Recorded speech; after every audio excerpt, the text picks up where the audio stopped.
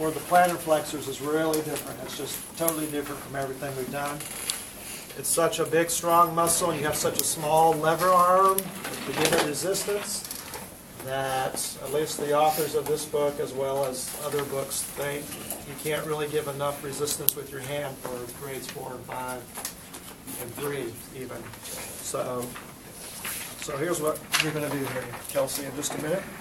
You're going to come stand, and you're going to put one foot behind the other, and just use your hand for balance. Don't push off with your hand. Maybe just a couple of fingers. And you go all the way up and all the way down on your toes. All right? Can I see you stand up? Face me. All right, one foot behind the other. The one closest or whichever one you want. Okay. All right.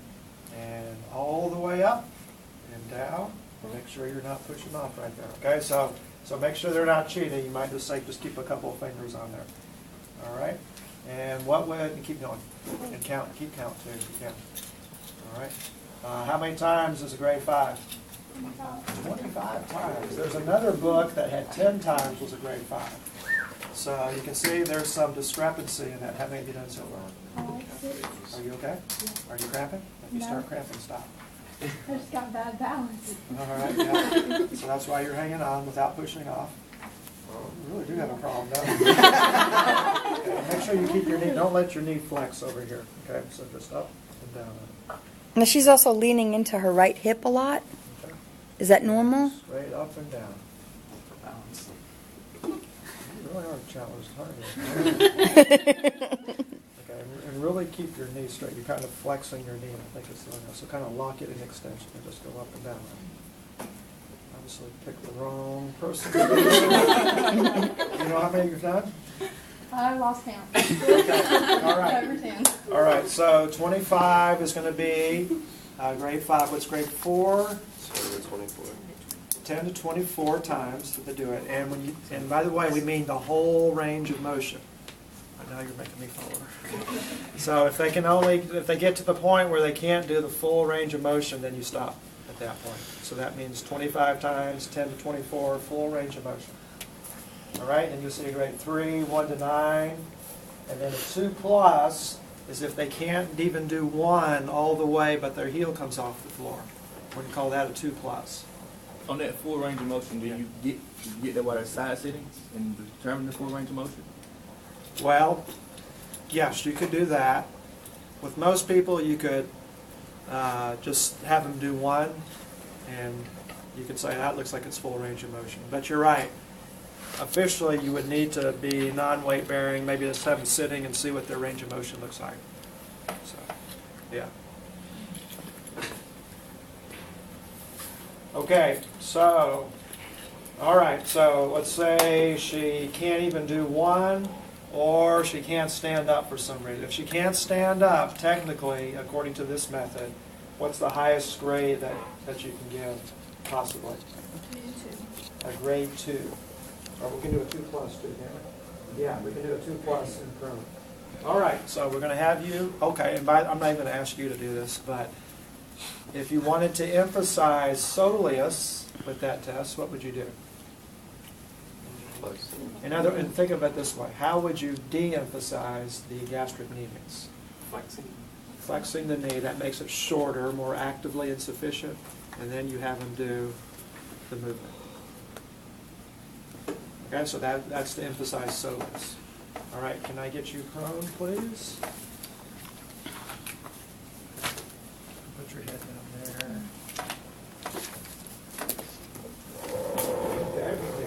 You have pictures of this, and we're going to let your feet hang off the edge over here. Okay, just a little bit more. All right, so we're testing plantar flexors, right? So I'm going to put her in dorsiflexion and say, can you, actually, no, I'm not. I'm going to have her do plantar flexion and say, hold it there. Hold it there. Okay, don't let me move you. Now notice the hand placement, right? I don't think your book shows you this. It might. Does it? Not really, okay? So instead of just pushing on the forefoot, also push on the calcaneus, on the heel, and try to do it like this motion. Okay, go ahead and point your toes like that. Hold it right there and don't let me move you. Hold it, hold, hold. And if she holds against max resistance, grade are we going to give? 2 plus, not a 5. That's a 2 plus in this position. Okay, and then you can see how it goes down from there. A 2, she can do full range of motion, but she doesn't hold against resistance. Now I know what you're thinking. You're thinking, what if she could hold with moderate resistance or minimal resistance?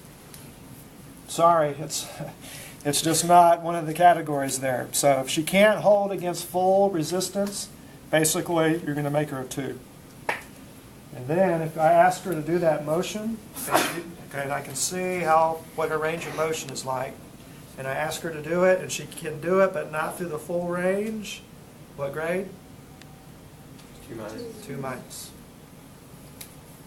All right, so this is different from what we've done before, and it's just a matter of basically memorizing that. Princess. So, say during the skills test, if I have her try to do the motion and she can't pull the floor, so I put her in prone, but if she can hold against max, it's still a 2 plus? Uh-huh. Seems weird, doesn't it? Yeah. But okay. I guess it's the max of me versus her body weight. Mm-hmm. Exactly. Yes. That's what I was gonna say. Is that because even as hard as we push, it's much less than her body weight, so it's kind of like minimal resistance, even though it's max. That's the idea. Yeah. Now, Jay. So with the toe raises, is it that do you want them to go all the way up onto their tippy toes as much, or is it just to raise? All the way up on the metatarsal heads. Okay. Or the balls of the feet, other people would say. So yeah, you don't have to go to the tiptoes, because many of us can't do that anyway. So, yeah, just to the metatarsal heads. Now, what if I wanted to do this and de-emphasize the gastroc, but emphasize the soleus? Brittany, are you with us? Okay. Brittany was a little distracted by something out there. Okay. How would I do that?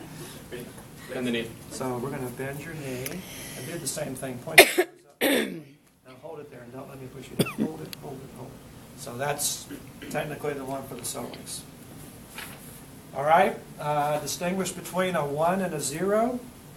Okay, so there's a big muscle I can palpate right at the belly. Where else could I palpate? Around. Right at the Achilles tendon, right? Go ahead and try to do that motion for me, see if I can feel it. Okay, the other way is I'm going to put her in the position and say, now hold it there, don't let me push you down. Hold it, even though she can't. I'm seeing if she is contracting or not. Can I do that for the soleus? Okay, so notice that you do have soleus on either side, especially as you get down to the Achilles tendon of the gastrocnemius. So yeah, I can palpate that. Okay, so we're going to bend your knee again. All right, try to point your toe up for me. Try to do it even though she can't. Or I can put her there and say, now hold it there. Don't let me bring your foot down. Hold it, hold it, hold it, hold it. So same way. So even though you are, yeah. Okay. Okay, so notice in your comment section there that flexing the knee, according to this source, decreases the activity of the gastrocnemius by 70%. So we're not saying that when you flex her knee, that takes out the gastroc. We're just saying it de-emphasizes the contribution from the gastroc. Okay, then notice substitutions. We really don't want to see toes flexing or extending. If you see that, say, just try to relax your toes. Let's just move at your ankle. Okay, so plantar flexor is different from anything else we've talked about. All right, can I get you sitting up on the side, please?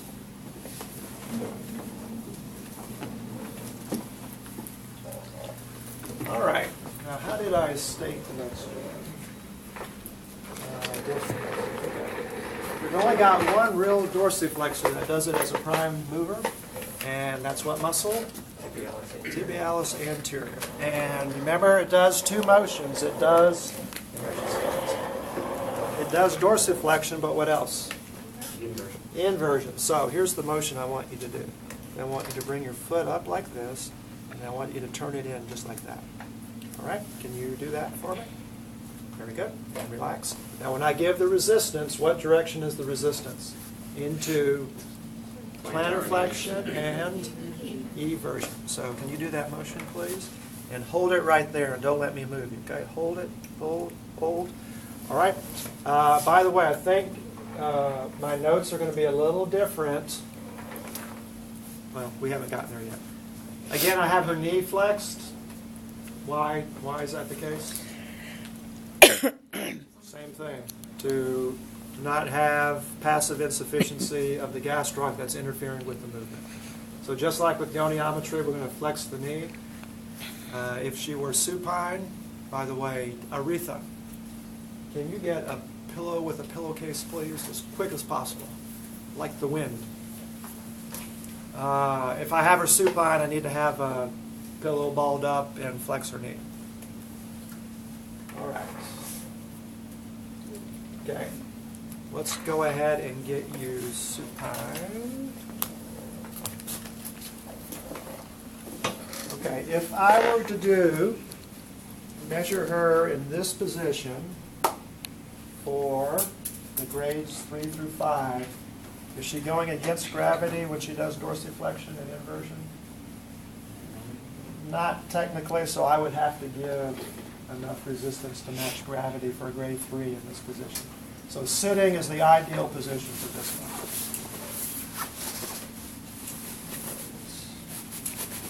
Thank you very much. Raise your head up, please. Okay, so this is going to be our grade 2 position because we've minimized gravity now. And so that's different from your book. Your book has, if they're sitting and they go through partial range of motion, that's going to be a grade 2. But we're just going to do what we've been doing, go to a gravity minimized position and see if she's able to do the movement. So actually, can you scoot down so your foot's hanging over the edge? Okay. All right. So here's the motion I want you to do. I want you to bring your foot up like this and in like that. All right, can you do that? So we'll call that a grade 2. If she can do it partial range? 2 minus. That's right. All right, distinguish between a 1 and a 0. And actually, let me get you sitting on the side for 1 and 0. Okay. We definitely want to be able to palpate the tibialis anterior. So this is one of those muscles that you can palpate real well at the belly or at the tendon. Remember where the belly is? What side of the tibia? It's on the lateral side of the tibia, not on the anterior side, on the lateral side of the tibia.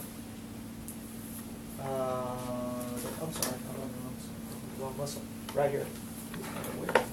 Okay, so tibialis anterior at the belly or at the tendon right at the ankle.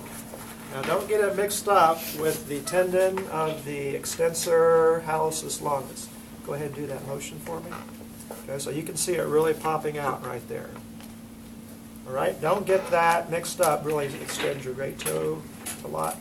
You can't see hers as much. There's the tendon of the extensor hallucis longus. But for some people, those both will be very prominent and pretty close to each other, and they're easy to get mixed up. All right, so tibialis anterior. Okay, you can't do the motion. All right, but if I'm going to palpate, remember the lateral side, try to do that motion, or I can palpate right here, try to do that motion, or I can put her into it. Okay, and you're too weak to hold it, but try to hold it there for me. Hold it, hold it, hold it, hold it, hold it. At the muscle belly or at the tendon. Hold it. Try to hold it, hold it, hold it. All right. Okay, and notice in the comments section, Bless you. if she's really extending her toes, tell her just relax your toes and try to just move at your ankle. So don't watch out for a substitution of the extensor digitorum longus, extensor hallucis longus. All right. We've got inversion of the ankle, and what's a main muscle that does that? Tibialis posterior. Posterior. Now tibialis anterior does that too, right? And to really emphasize the tibialis posterior, I'm going to go ahead and keep her ankle in a little bit of plantar flexion and say, okay, just turn your foot inward like that. Okay? And then can I palpate the tibialis posterior? It's a very deep muscle, right? So you can't palpate the belly. But the tendon does come just superior to the medial malleolus. All right? And perhaps even a little bit posterior to it. So let's see if we're able to see hers. Go ahead and try that. Okay? So I find the medial malleolus and just go superior and a little bit lateral to that, and you can feel the tendon. Some people's you'll be able to see really well, like Ben's. Where? That's the one sticking out right This there. one right here? Yeah, keep going down too. Yeah, that's it. That's your tibialis posterior tendon. Okay, so in what direction is the resistance in? E. Into eversion. Okay, so do that movement for me. Hold it right there and don't let me turn. Hold it, hold. Okay, so that'll be our against gravity position. What will we do for grades 2 and 2 minus? Supine. Okay, we're going to do supine. Can you get supine, please? Again, that's different from your book. So notice that's different from your book. Okay, and so I'll do, can you do that motion there? Okay, it's going to be the same thing when we do eversion, right? So go ahead and try to turn your sole outward like that. Okay, so inversion, eversion, dorsiflexion, gravity minimized position will be supine like this. All right, can I get you sitting back up? And what about palpating for eversion? Okay, what muscle does that? What muscles? Peroneus longus and brevis. Peroneus longus can be palpated in a couple of different places. I'll use this side. So here's her head of her fibula. If I go just inferior to that, go ahead and try to do eversion on that side. I can feel the muscle popping out right there.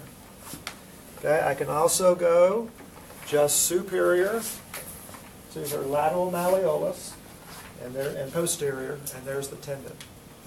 Okay, so peroneus longus can be palpated at the belly and at the tendon.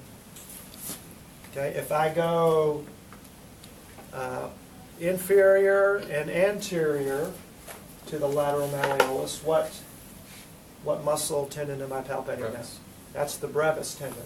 So keep in mind, the longus actually goes on the plantar surface of the foot, but the brevis tendon goes to the fifth metatarsal. All right, so this is going to be peroneus longus tendon, and then peroneus brevis tendon. It's going to be inferior. Go ahead and do eversion for me. Okay, and you can really, depending on your subject, you can really feel both of those tendons.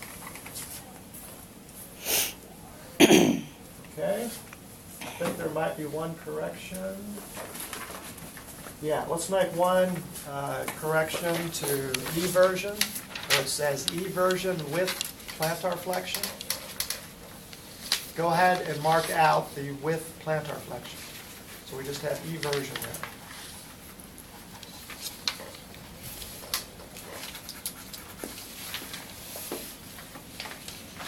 Okay, now when you go to the next column where it says the position, short sitting with ankle in neutral, put short sitting with ankle in slight plantar flexion.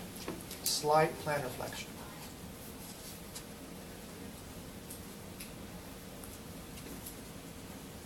Short sitting with ankle in slight plantar flexion. And that's the way she's just resting, right?